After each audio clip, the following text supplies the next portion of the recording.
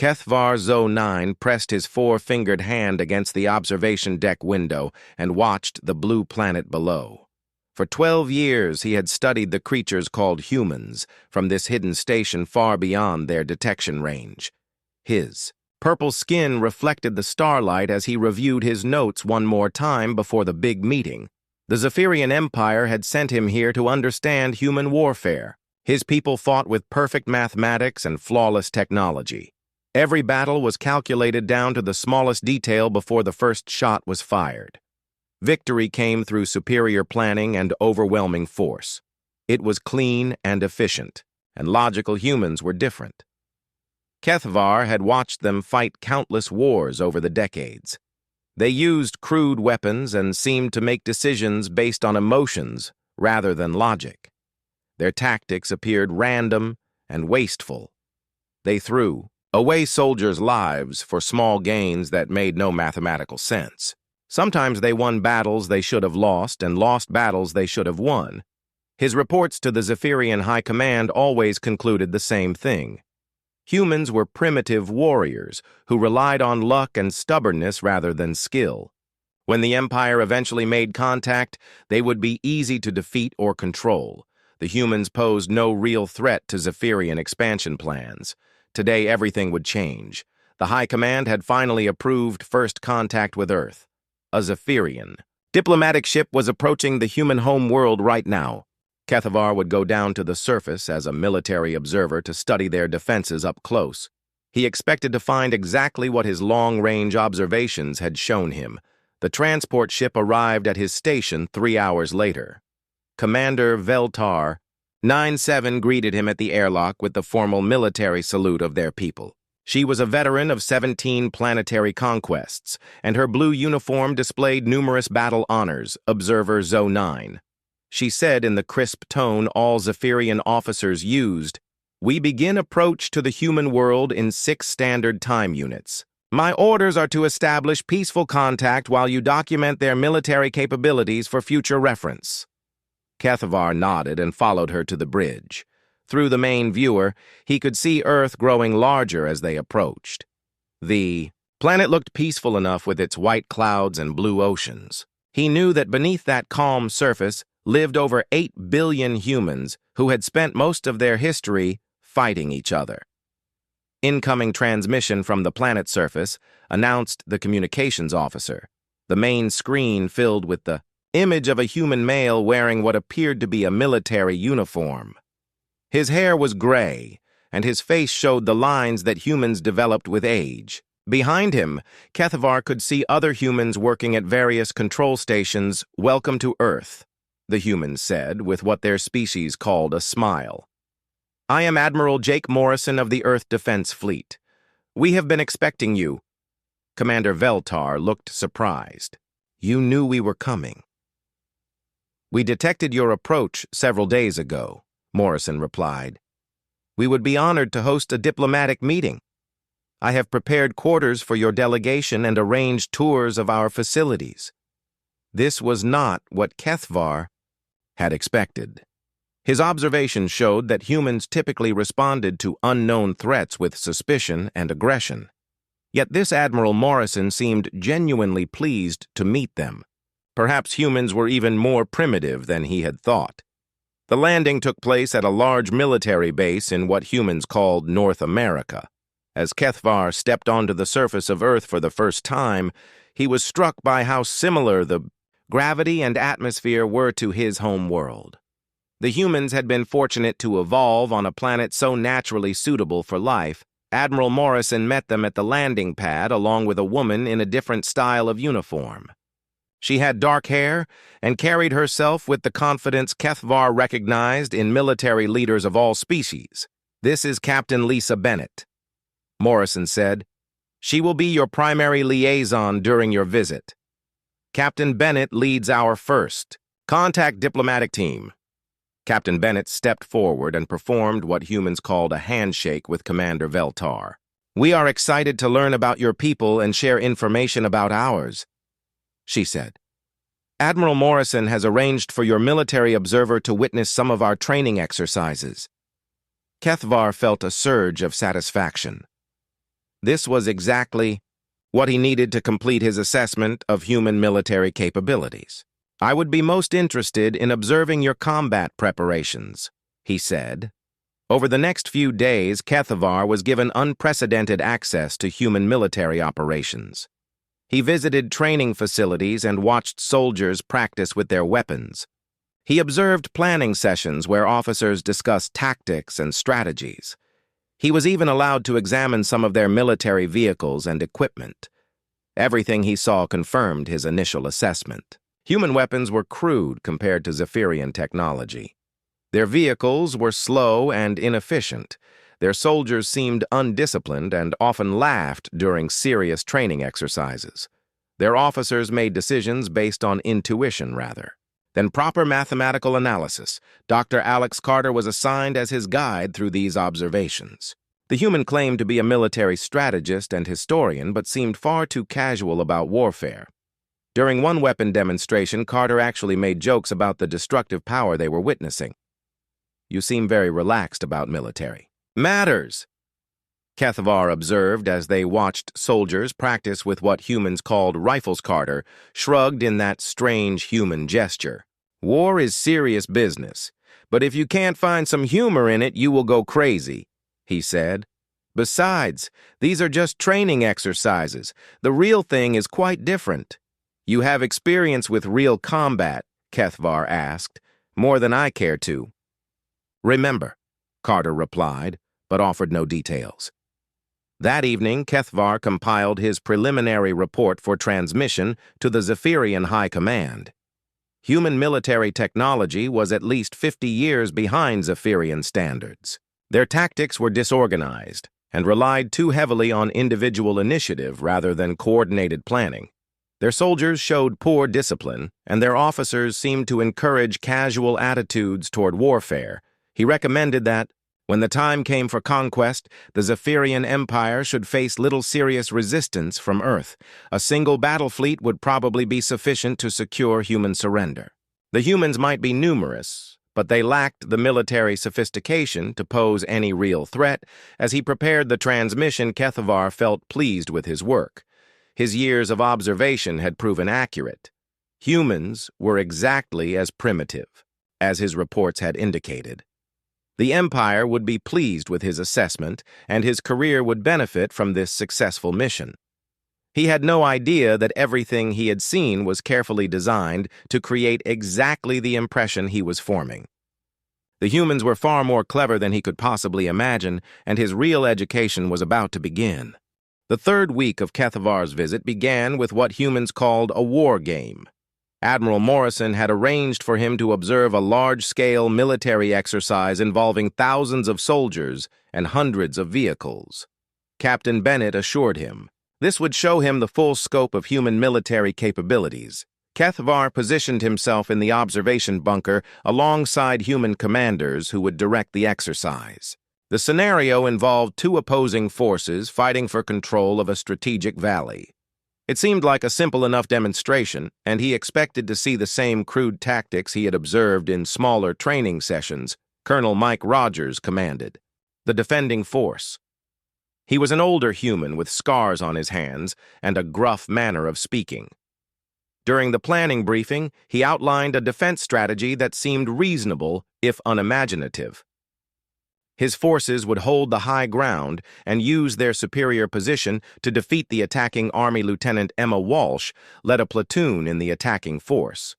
She was much younger than Rogers, but had already impressed Kethavar with her quick thinking during previous observations. During her own briefing, she explained an assault plan that followed standard military doctrine almost perfectly. The exercise began at dawn. Kethavar watched through high-powered telescopes as the attacking force moved into the valley. Everything proceeded exactly as the briefings had indicated it would. The defenders held their positions, while the attackers advanced in organized formations. Weapons fire was simulated by laser systems that registered hits without causing actual damage. Then something strange happened. The attacking force suddenly changed tactics in the middle of the battle. Instead of continuing their frontal assault, They split into smaller groups and began moving in directions that made no tactical sense. Lieutenant Walsh's platoon completely abandoned their assigned objective and headed toward what appeared to be empty terrain. Colonel Rogers seemed equally confused by these developments. His radio communications with other commanders suggested that the attacking force was no longer following their original plan. But instead of taking advantage of this apparent chaos, the defending force also began moving in unexpected ways. "What is happening?" Kethvar asked General Paul Mason, who was observing the exercise alongside him. Mason studied the tactical display for a moment before responding. "It appears both sides are improvising new strategies," he said. "This sometimes happens when commanders recognize that their original plans are not working." But Kethvar had studied the plans carefully, and they had seemed adequate for the situation. Why would human commanders abandon working strategies for untested alternatives in the middle of combat? It made no logical sense. The exercise continued for several more hours, with both sides making increasingly unusual tactical decisions. Soldiers used their equipment in ways that seemed to violate standard procedures. Officers issued orders that contradicted their training manuals. At one point, Lieutenant Walsh's platoon somehow captured an enemy position by approaching it from a direction that should have been impossible. When the exercise finally ended, Colonel Rogers announced that the attacking force had achieved victory despite suffering higher casualties than the defenders. The method of victory involved tactics that Kethvar had never seen in any human military manual. He was beginning to suspect that humans were more unpredictable than his observations had suggested.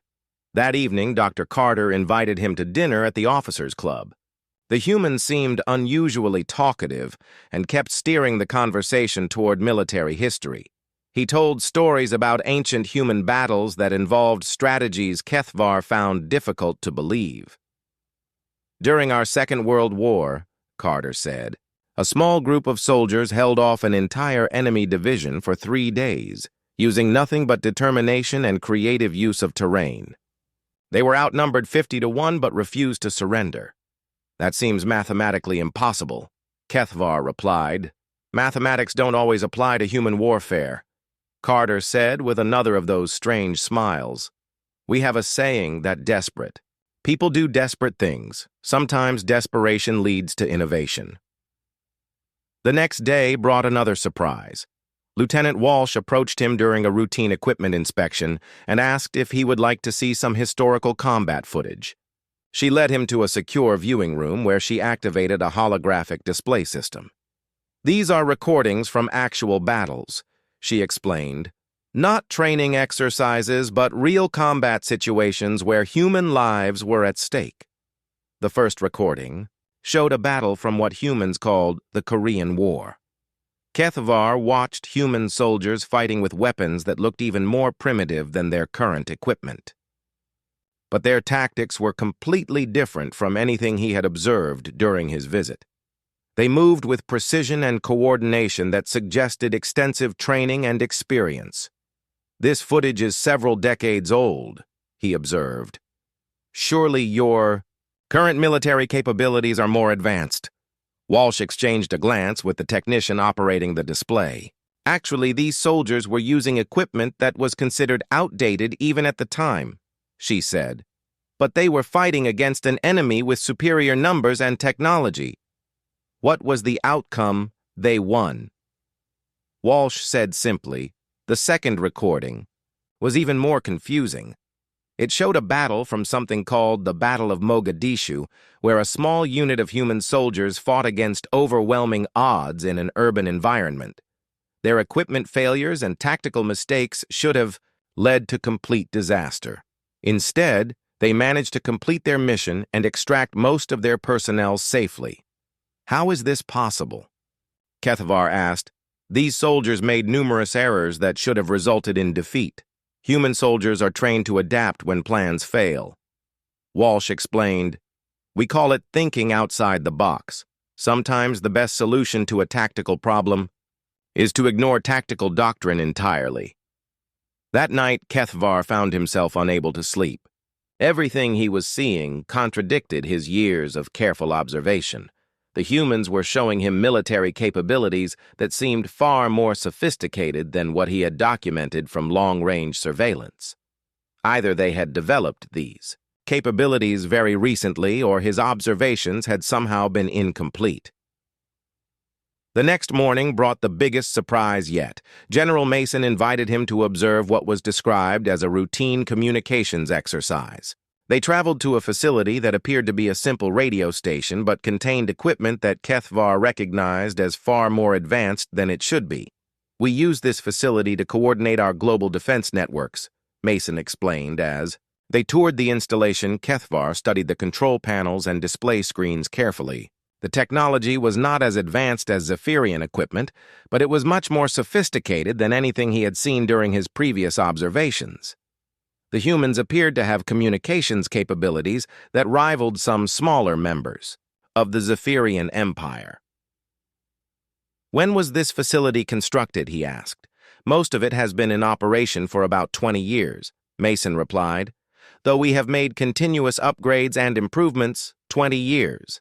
That meant this facility had existed during most of Kethvar's observation period.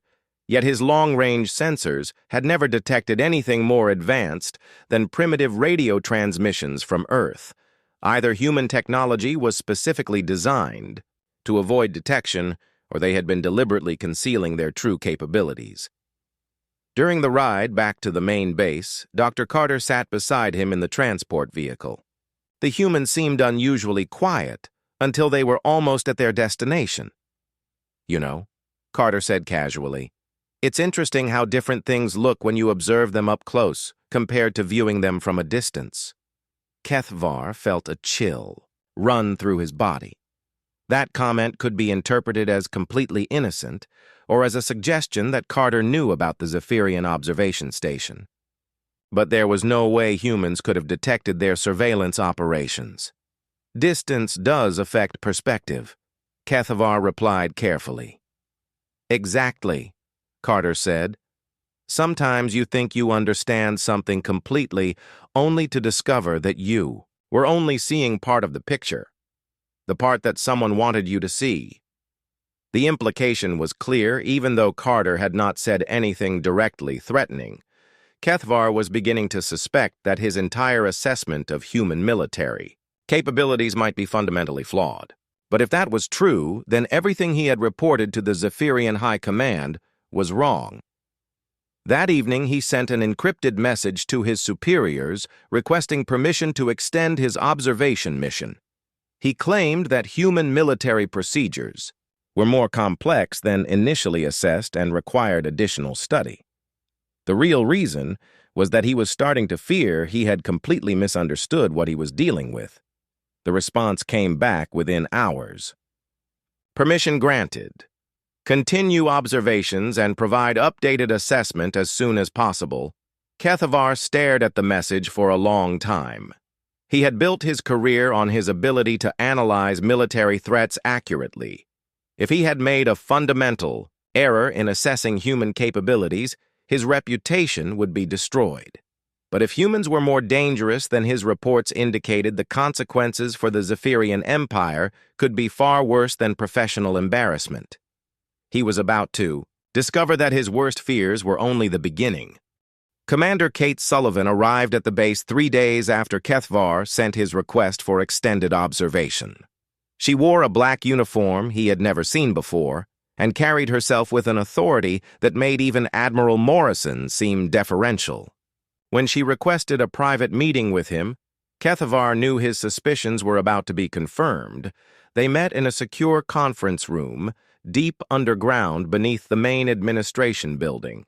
Sullivan sat across from him at a metal table and studied him with eyes that seemed to see far more than they should.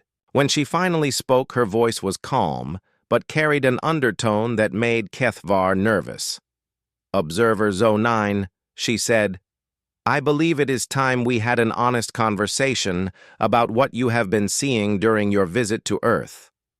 "I am not sure I understand what you mean," Kethvar replied. Sullivan smiled, but it was not the friendly expression he had grown accustomed to from other humans. "Let me be more direct, then. You have been observing our planet from a hidden station approximately 47 light minutes away for the past 12 years. During that time, you have compiled reports describing human military capabilities as primitive and disorganized. Those reports are completely wrong. The words hit Kethvar like a physical blow. If humans knew about the observation station then, everything he thought he understood about their technology was false. Advanced sensor systems would be required to detect Zephyrian stealth technology at such distances. How long have you known? He asked. Since the day your station became operational, Sullivan replied. We detected the gravitational distortions caused by your cloaking system within hours of your arrival. We have been monitoring your observations ever since. That is impossible. Zephyrian stealth technology is the most advanced in the galaxy. Sullivan activated a holographic display that showed detailed schematics of the Zephyrian observation station. Every component was labeled with technical specifications that should have been classified at the highest levels of the Empire. She zoomed in on the cloaking system and highlighted several design flaws that human sensors had apparently exploited. Your technology is impressive, she admitted, but you made certain assumptions about our detection capabilities that proved to be incorrect. We have been dealing with stealth technology for longer than you might expect. She changed the display to show what appeared to be combat footage from space. Kethvar watched human ships engaging with vessels he did not recognize. The enemy ships used cloaking systems that seemed even more advanced than Zephyrian technology, yet the humans detected and destroyed them with apparent ease. What are those ships? He asked. Void hunters. Sullivan said, We have been fighting them for 53 years. They are the reason we developed our sensor capabilities and the reason we have been very careful about what we allow other species to observe. The implications were staggering. Humans had been engaged in an interstellar war for over half a century without any other galactic civilization detecting it. That suggested military and technological capabilities far beyond what Kethvar had imagined possible. Every conflict you observed from your station was carefully staged. Sullivan continued. We made sure you saw exactly what we wanted you to see. Primitive weapons, outdated tactics, and disorganized command structures. None of it was real. She activated a new set of recordings that showed the same battles Kethvar had observed from space but from different angles. Instead of crude weapons, he saw energy systems that rivaled Zephyrian technology. Instead of disorganized tactics, he saw precisely coordinated operations that achieved their objectives with minimal casualties. The humans had been putting on a show for his benefit. Why? He asked. Why would you conceal your true capabilities? Because we needed to understand who you were before we revealed what we were, Sullivan replied. The Zephyrian Empire has a reputation for conquering species they consider inferior. We wanted to know if you were potential allies or potential threats. She showed him intelligence files that contained detailed information about Zephyrian military operations throughout the galaxy. The humans had been studying the Empire for decades and knew about conquest campaigns that were supposed to be classified military secrets. Sergeant Danny Price entered the room, carrying a case that he set on the table before Sullivan. He was a scarred veteran who moved with the controlled precision Kethvar now recognized as the mark of an experienced combat soldier. His casual manner during previous encounters had been as much of an act as everything else. Sergeant Price fought in the Void War for 30 years, Sullivan explained. He can tell you what human warfare actually looks like when our survival is at stake. Price opened the case to reveal what appeared to be a human military medal. But when Kethvar looked closer, he realized it was made from metal he did not recognize, and bore symbols that seemed to shift and change as he watched. This is made from the hull of a Void Hunter dreadnought, Price said. My unit destroyed it with a single ship that was outgunned 1,000 to 1. We did it by ramming our reactor core into their main weapons array while our engine was already exploding. You committed suicide to win the battle, Kethvar asked. We committed to winning the battle, Price corrected. 3 of us survived long enough to be rescued. The other 9 bought victory with their lives and saved a planet with 2 billion people on it. Sullivan activated another display that showed the battle price had described. Kethvar watched a tiny human ship charge directly into the weapons of a massive enemy vessel that dwarfed it completely. The human ship was already damaged and venting atmosphere, but continued its attack run until the moment of impact. The resulting explosion destroyed both ships, but saved the human fleet. This is what human warfare looks like when we fight for something that matters, Sullivan said. We do not calculate odds or surrender when the mathematics are against us. We find ways to win that other species would never consider. She showed him battle after battle from the Void War. Humans fighting impossible odds and winning through tactics that violated every principle of military science. Ships using their own destruction as weapons. Soldiers holding positions until they ran out of ammunition, then continuing to fight with improvised tools.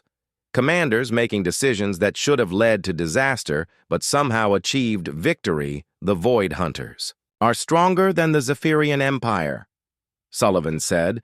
They have better technology, superior numbers, and no concern for casualties. We have been fighting them to a standstill for 5 decades and slowly pushing them back. Do you understand what that means? Kethvar understood perfectly. If humans could match an enemy superior to the Zephyrian Empire, then they could certainly defeat the Empire if necessary. His reports recommending invasion had been based on completely false information. Dr. Rachel Stone joined them at that point, carrying additional files and recordings. She was introduced as a specialist in warfare psychology, but Kethvar suspected her real role was much more significant than that title suggested. Observer Zo9. Stone said, I need you to understand something about human psychology that your observations could not have revealed. We do not fight wars the way other species do. We do not see warfare as a mathematical problem to be solved. We see it as a test of who we are and what we are willing to become. She showed him psychological profiles of human soldiers from throughout their history. The data revealed patterns that Kethvar found disturbing. Humans did not just adapt to warfare, they were transformed by it. Each generation of soldiers became more capable than the previous one, not through better training, but through evolutionary pressure that operated on timescales other species considered impossible. Every time we face an enemy that should destroy us, we emerge stronger, Stone explained. The Void War has been going on for 50 years, and each decade of fighting has produced soldiers and commanders who surpass anything we thought possible. She showed him performance metrics that tracked human military capabilities over time. The improvement curves were exponential rather than linear. Modern human forces were not just better equipped than their predecessors, they were fundamentally different in their approach to combat and their willingness to accept casualties in pursuit of victory. We do not fight wars to win battles, Stone said. We fight wars to become the kind of species that cannot be defeated. Every conflict makes us more dangerous to our enemies and more valuable to our allies. Sullivan leaned forward across the table. The question now, Observer Zo9, is what you intend to do with this information. Your empire is planning to evaluate us as a conquest target based on reports that describe us as primitive and weak. Those reports will lead to a war that the Zephyrian Empire cannot win and that we would prefer to avoid. Kethvar stared at the evidence spread across the table. Decades of careful observation had been worse than useless because the humans had fed him exactly the information they wanted him to have. His professional reputation was destroyed, but that was the least of his concerns. If he reported the truth about human capabilities, the Empire might launch a preemptive strike that would end in disaster for his people. But if he maintained the deception and recommended against invasion, he would be betraying everything he had sworn to serve when he joined the Zephyrian military. The choice before him would determine the fate of 2 civilizations, and he was no longer sure which outcome would be best for either of them. General Amy Brooks arrived the next morning in a transport that Kethvar now realized was far more advanced than it appeared. She was the supreme commander of all human military forces, and her presence meant that his education was about to reach an entirely new level. When she invited him to tour what she called the real military installations, he knew there was no turning back. The first stop was a facility hidden beneath what appeared to be an ordinary research laboratory. As they descended through multiple security checkpoints, Kethvar noticed that the technology around him was becoming progressively more sophisticated.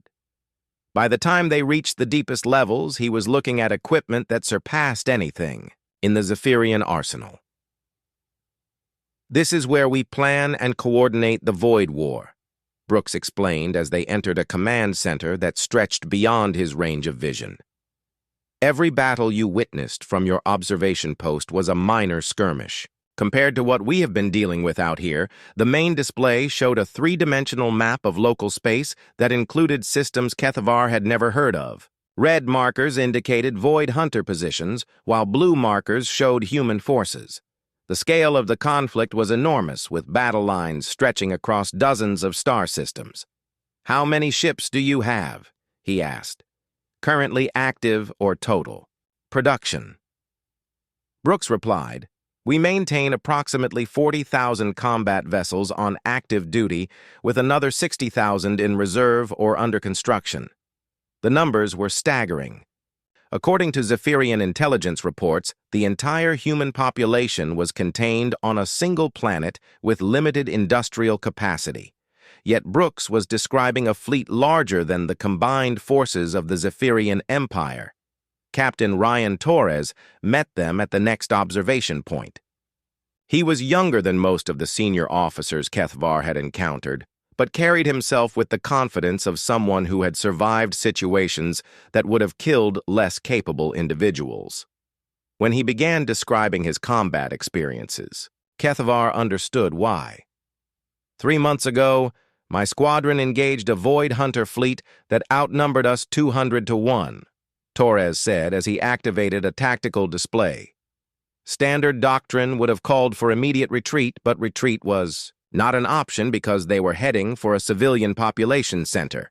The display showed 12 human ships facing a massive enemy formation that filled the entire screen.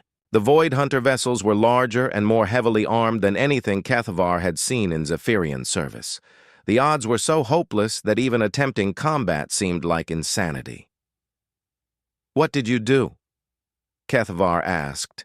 "We improvised." Torres replied, "Our ships were designed for long-range engagements, but we closed to point-blank range where their size worked against them. We used asteroid fields as cover and turned debris into weapons. When our ammunition ran out, we rammed them." The recording showed exactly what Torres described: human ships diving into the heart of the enemy formation and engaging targets at ranges where both sides were guaranteed to take heavy damage. Instead of the careful long-range dueling that characterized Zephyrian combat, this was a close-quarters brawl where victory went to whoever was willing to accept the highest casualties. "Did you win?" Kethvar asked, though he suspected he already knew the answer. "We destroyed their entire fleet," Torres said. "We lost 8 of our 12 ships, but we saved the civilians and eliminated a major threat to 3 star systems, Dr." Kevin Yang joined them at the next briefing station. He was introduced as a military anthropologist who studied how warfare shaped species evolution. His research had implications that Kethvar found deeply unsettling. Observer Zo9, Yang said, "I want to show you something that will help you understand what makes human warfare unique compared to other galactic civilizations." He activated a display that showed comparative data for dozens of species throughout the galaxy. Each entry included information about military capabilities, technological development, and responses to existential threats. The patterns were remarkably consistent across most species. When faced with an enemy that threatens their survival most, species respond in predictable ways, Yang explained. They improve their technology, upgrade their weapons, and develop better defensive strategies. This approach works well against enemies of similar capability. "That seems logical?" Kethvar replied. "It is logical." Yang agreed. but it has limitations when facing enemies that are fundamentally superior in technology and numbers. Most species reach a point where further improvements are insufficient and they either surrender or face extinction. He highlighted several examples from the database showing civilizations that had followed this pattern. Advanced species with impressive technology and organized militaries that had been defeated by enemies they could not match through conventional means. Humans are different, Yang continued. When we encounter an enemy, we cannot defeat through superior technology or tactics. We change the nature of warfare itself. The display switched to show human conflicts throughout their history. Each war had produced innovations that went far beyond simple technological advancement. Humans had repeatedly found ways to win battles that should have been impossible by abandoning conventional military thinking entirely. During our Second World War, we faced an enemy with superior numbers and equipment, Yang said. Instead of trying to match them directly, we developed entirely new forms of warfare.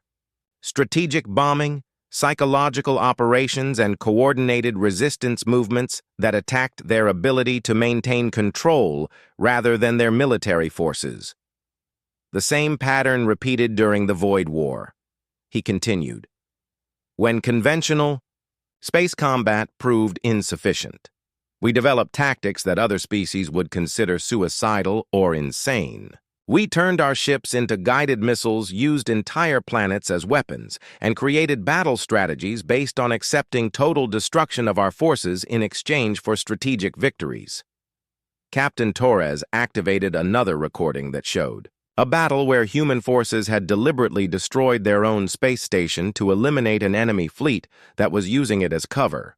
The explosion was so massive that it damaged human ships as well, but it achieved complete victory against overwhelming odds.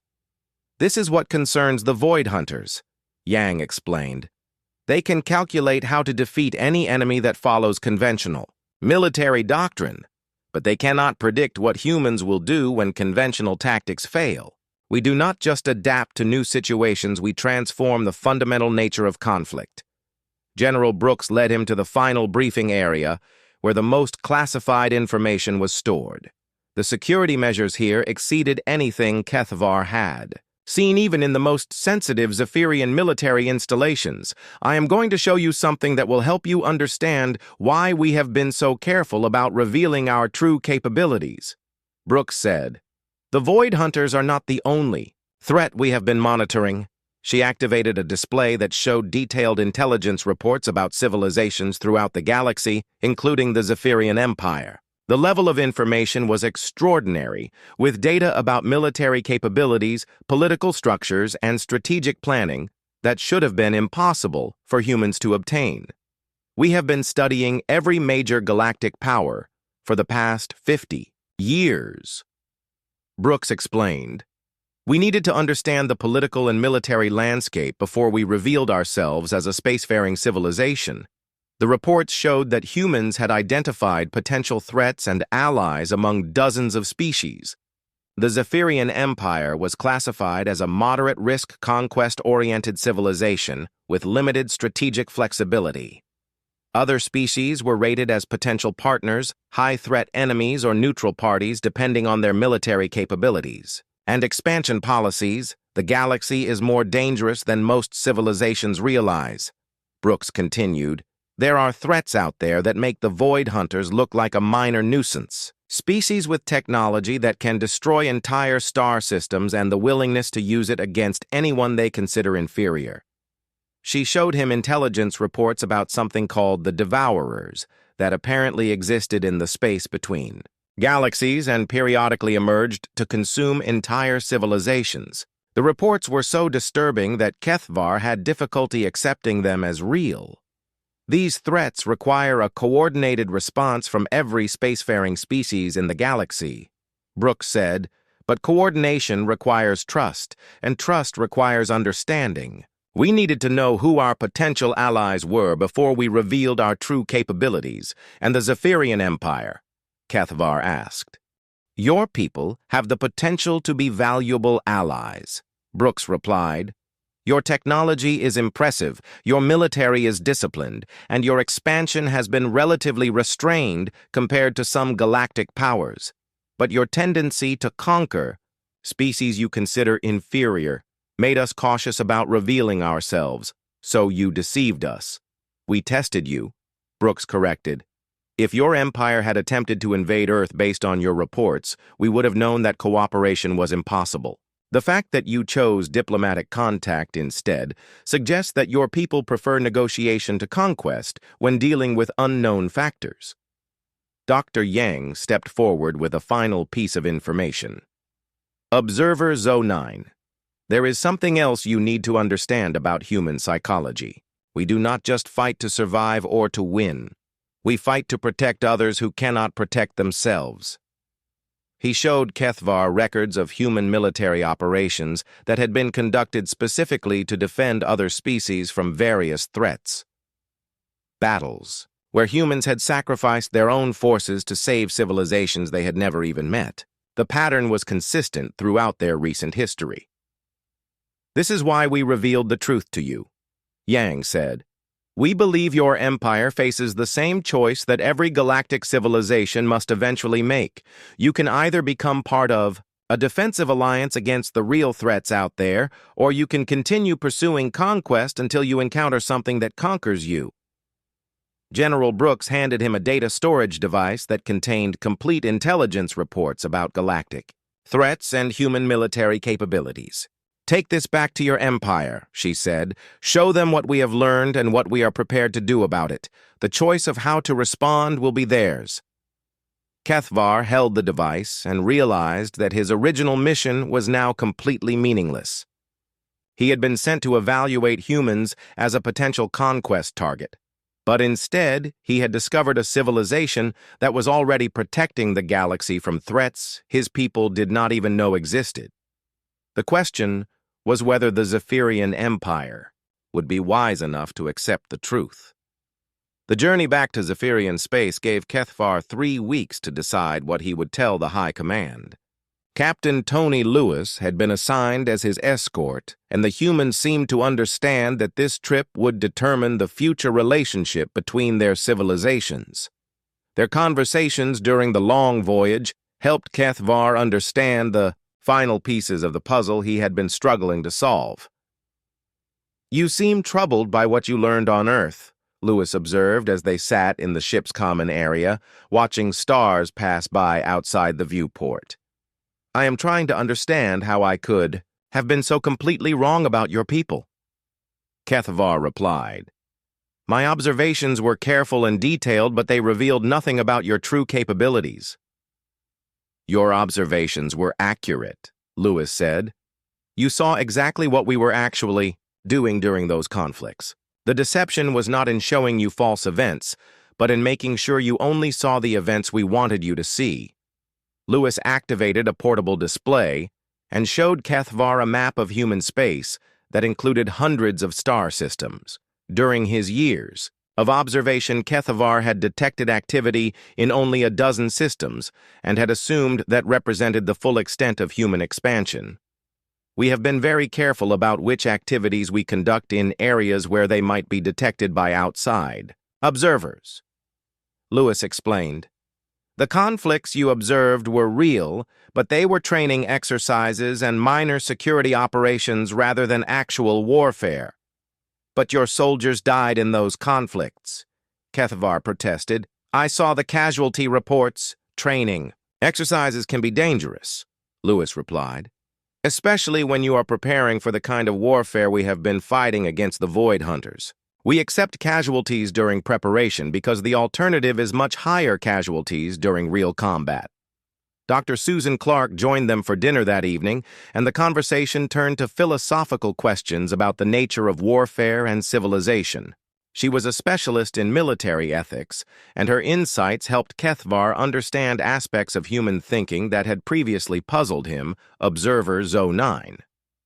Clark said, I want to ask you a question about Zephyrian military philosophy. When your empire encounters a species that cannot defend itself, what is the typical response? The Empire offers them protection in exchange for incorporation into our civilization.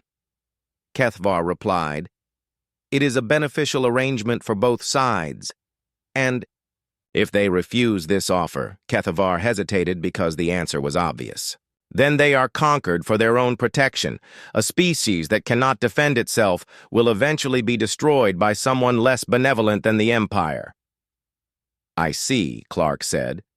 "And how does the Empire determine whether a species is capable of defending itself? Through military assessment like the one I was conducting on Earth?" Kethvar replied. Clark nodded thoughtfully. "So the Empire bases its decisions about conquest on limited observations of target civilizations without necessarily understanding the full scope of their capabilities." "Our assessment methods are very thorough," Kethvar protested. "I am sure they are," Clark agreed. "But consider this scenario.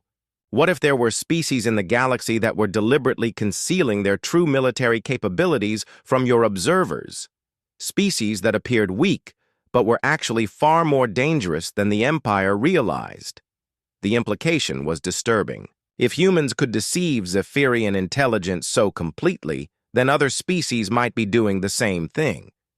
The Empire's expansion might have been successful only because they had been fortunate enough to encounter genuinely weak civilizations. How many species in the galaxy do you think might be stronger than they appear? Kethvar asked. "More than you would expect," Clark replied. "The galaxy is a dangerous place, and intelligent species learn to be careful about revealing their true capabilities to potential threats." Captain Lewis activated his communicator and requested a secure transmission to Earth. Within minutes, Admiral Morrison appeared on the screen along with several other senior human officers, Observer ZO9. Morrison said, "We wanted to speak with you before you make your final report to the Zephyrian High Command. There are some additional factors you should consider." The display changed to show intelligence reports about recent Void Hunter activity. The enemy was apparently massing forces for a major offensive that would threaten several galactic civilizations, including the Zephyrian Empire. "We estimate that the Void Hunters will begin their next expansion phase within 2 years," Morrison explained. "Their target list includes every major spacefaring civilization in this region of the galaxy. Your Empire is third on their priority list." "Why would they target the Empire?" Kethvar asked. "Because you control territory they want, and because your military technology would be useful to them if they could capture it intact." Morrison replied, "The Void Hunters do not just destroy civilizations, they absorb their capabilities and use them to become stronger." General Brooks appeared on the screen with additional information. Observer ZO9. "We have been fighting the Void Hunters for 50 years, and we have learned something important about them. They cannot be defeated by any single civilization, no matter how advanced.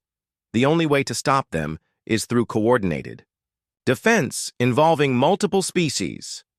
We have been building a defensive alliance for the past decade," Morrison continued. "Several civilizations have already agreed to share intelligence and coordinate military operations. We would like the Zephyrian Empire to consider joining this alliance." The implications were staggering. Humans were not just concealing their military capabilities, they were organizing galactic defense against threats that most civilizations did not even know existed. The Empire had been evaluating Earth as a conquest target, while humans were preparing to defend Zephyrian space from enemies that could destroy the entire Empire. "What would membership in this alliance require?" Kethvar asked. "Sharing intelligence about galactic threats, coordinating defensive strategies, and agreeing not to attack other alliance members," Brooks replied. "In exchange, you would receive access to our military technology, advanced warning of threats, and mutual defense guarantees." Dr. Clark leaned forward in her chair. Observer ZO9. "I want you to understand something about human motivation that might not be obvious from your observations. We do not build alliances because we are weak and need protection. We build alliances because we are strong and want to share that strength with others. She activated a display showing human military production capabilities. The numbers were almost incomprehensible. Humans were producing military equipment at a rate that exceeded the combined output of every other known civilization. We could probably defeat the Void Hunters eventually through pure attrition, Clark continued, but the cost would be enormous, and many innocent civilizations would be destroyed while we fought them. We prefer to end this war quickly, with minimal casualties on all sides. Captain Lewis handed Kethavar another data storage device. This contains complete technical specifications for our defensive technologies, he said. Consider it a gesture of good faith. Even if your empire decides not to join the alliance, you will have the information needed to defend yourselves. The generosity was overwhelming. Humans were offering military technology that was decades ahead of anything the empire possessed and asking for nothing in return except the possibility of future cooperation. "Why are you trusting me with this information?" Kethavar asked. "Because we have been observing your empire for as long as you have been observing us," Lewis replied. "We know that Zephyrian civilization values honor and logical decision-making. We believe that when your leaders understand the true situation, they will make the right choice." The transmission ended, leaving Kethavar alone with Lewis and Clark for the final week of their journey. They spent the time discussing the details of what his report should contain and how it should be presented to maximize the chances of a positive response from the High Command. "The key is to focus on the benefits of alliance rather than the consequences of refusal," Clark suggested. "Your leaders need to understand that this is an opportunity for the Empire to become stronger rather than a threat to Zephyrian independence." "But they also need to understand the real situation," Lewis added. "The galaxy is changing rapidly, and the old patterns of expansion and conquest are becoming obsolete.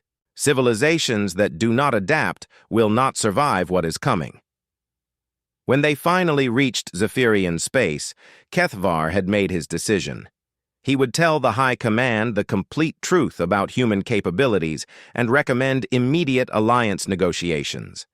The alternative was too dangerous to consider. His report took 6 hours to present and included all of the evidence humans had provided. When he finished, the council chamber was silent for several minutes, while the assembled commanders and officials absorbed the implications of what they had heard. Observer Zo9 said, "High Commander Velthik 7-1, if your assessment is accurate, then our entire strategic planning for this region is fundamentally flawed." "Yes, sir," Kethavar replied. "Our assumptions about human capabilities were completely wrong, and our intelligence about galactic threats was dangerously incomplete. And you recommend that the Empire abandon its expansion plans and join this human alliance. I recommend that the Empire prioritize survival over expansion." Kethavar said, "The humans are offering us technology and protection that we cannot obtain through conquest.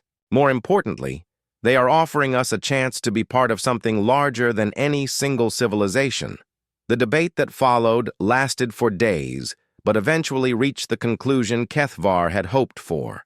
The Zephyrian Empire would send a diplomatic mission to Earth to negotiate alliance membership. The age of random conquest was ending, and the age of cooperative defense was beginning. 6 months later, Kethavar stood on the observation deck of a joint human-Zephyrian battle station, watching combined fleet exercises that would have been impossible under the old way of thinking. The galaxy was still dangerous, but for the first time in his career, he believed that intelligent life had a real chance of surviving and thriving among the stars. He had observed human warfare, and it had changed everything he believed about strength, courage, and the true meaning of victory.